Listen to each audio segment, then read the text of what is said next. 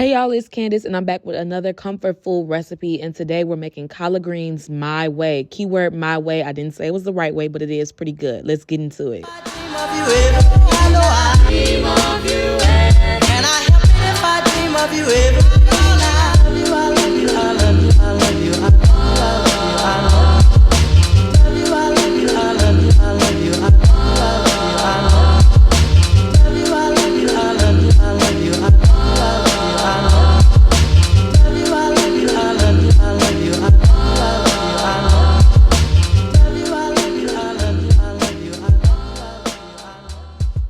So before we get started, make sure you guys like and subscribe to my channel and hit that notification bell so you can get more dope, comforting recipes like this. We're eating good all season, okay? So let's jump right into it. So first things first, I am using the Wicked cleaning products that I know y'all do not like to use, but I need to use bleach and soap to scrub down my sink because I like to clean my greens in the sink, okay?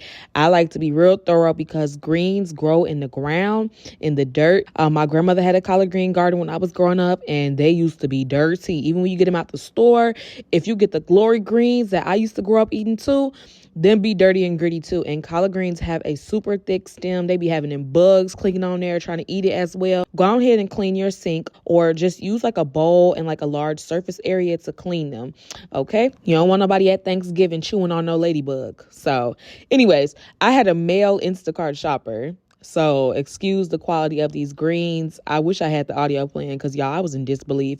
But anyway, y'all know, if you know about the male Instacart shoppers. But yeah, so I have these greens. This method in this video can also be used for kale greens, mustard, and turnip greens.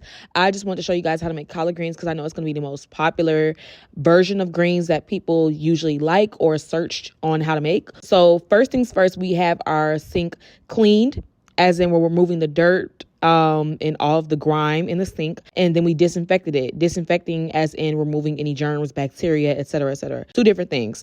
So I have a clean and disinfected sink, and I'm going to clean it how my mother and my grandmother would, with some salt and some cold water. So the salt is going to help in extracting any impurities, and we're rinsing with cold water because hot or warm water may begin to cook the greens because of how long we're going to be rinsing and getting the dirt off. In my opinion, this is the most important step because we do not want nobody eating on no mushy, dirty, gritty greens, okay? And I would recommend doing this as well, even if you are using the greens from the bag. I don't have no problem with eating greens from the bag. It's just a little bit harder to get that stem off, but just thoroughly clean your greens. I know the greens are clean when there's no visible dirt, bugs, and my hands are not gritty or full of dirt. So in other words, they should look like this. Now let's work on how to properly remove the stem and cut our greens. Now, properly cutting your greens is going to be subjective, but for me, there's two methods that I know of, which is either using your hand with a nail that is not missing.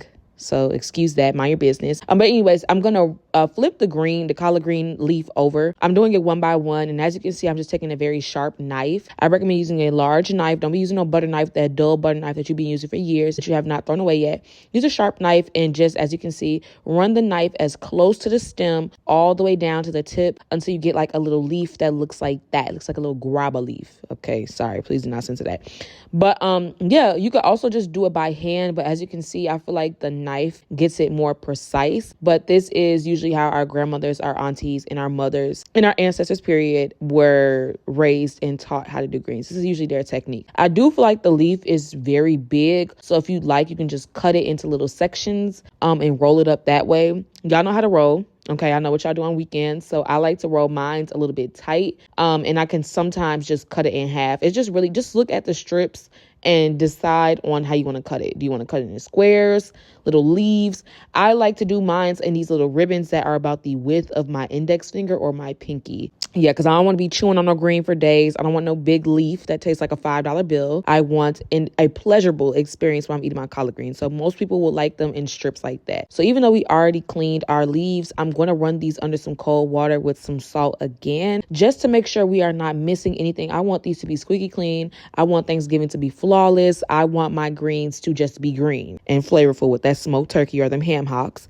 I don't want no debris or tornado matter in my collard greens. So make sure you take your time in slicing the greens, whether you pick them by hand, whether you get them out of the bag. I do know most people do not like to chew on a big collard green stem or enjoy dirty collard greens. So like I said, the cleaning and the picking process is the most important step. Don't be afraid to use a sink or a separate plastic bowl and just get in there, okay? Get down and dirty. Soul food is not soul food if you're not putting your back and neck into it, okay? Your grandmother was doing it, your auntie was, and your mother. So it's only right that we take our time to clean and properly slice our collards. This is beautiful. It looks like dollar bills. And now we're ready for the next step. As far as meat goes with collard greens or mustard, turnip, kale, whatever type of greens you like, it's really a matter of preference. I grew up eating everything from turkey wings, smoked turkey wings, ham hocks to smoked turkey tails. From what I know, my mother preferred to use smoked turkey tails in her collard greens or mustard and turnip greens. So that's what I'm going to be showing you guys on this video because I do feel like the flavor is better. The only downside with smoked turkey tails is that I do think that they're very fatty. But regardless, use some smoked turkey meat, ham hocks or whatever and follow the package instructions to make sure you cook it thoroughly. So I just made some homemade chicken broth. I'm going to add that to a pot. It's about 1 pound or 2 pounds of smoked turkey meat that I'm using. I'm going to dilute it with some water. So I'm using a 1-to-1 ratio of chicken broth and water. I'm going to add in an onion. You don't have to use the carrots. The carrots were just in my homemade broth. And I'm also going in with some garlic and a bay leaf. And I'm giving that a good stir. Now, if you're making smoked turkey meat, I do recommend boiling it for about 5 minutes just to bring it up to temp. Add more water if you need to because we do want to keep the turkey meat covered with about 1 inch of water and allow it to simmer for about 1 hour to 1.5 hours. Depending on how big it is or what cut of meat it is, you want to make sure it's fully cooked, but not just fully cooked, but you want to make sure that it is falling off the bone because why would you want to eat collard greens in the smoked turkey meat or the ham hock or whatever is super tough. So yes, I had to let mine go for about 30 to 45 more minutes, then 1.5 hours. But everybody's stove is different. Your cuts of meat will be different. Regardless, you want to make sure that it looks like that, where it's like falling off the fork, it's falling off the knife. It needs to be easily shreddable because collard greens need to have tender meat. So if your meat is not shredding, allow it to simmer for a little bit longer, about on medium low, and just let it do its thing. You could also choose to season as soon as you add in the meat, but I just feel like I want to allow the broth and the smoked turkey meat to make the amount of sodium that it naturally would, I think is the word that I'm trying to say. So I just let it do its thing, and then I'll season it after. Like you could just use a spoon, go in and taste it. You could add in garlic powder, Creole seasoning, whatever you think that it needs. But I just like to wait until the broth is finished with the tender meat. Now we have our clean collard greens from the previous step. We're just going to add that to, what do you call this? It's like a simmer. It's kind of boiling. Y'all know what it's called. You're going to add that in. You don't want it quite boiling, but you don't want it quite simmering.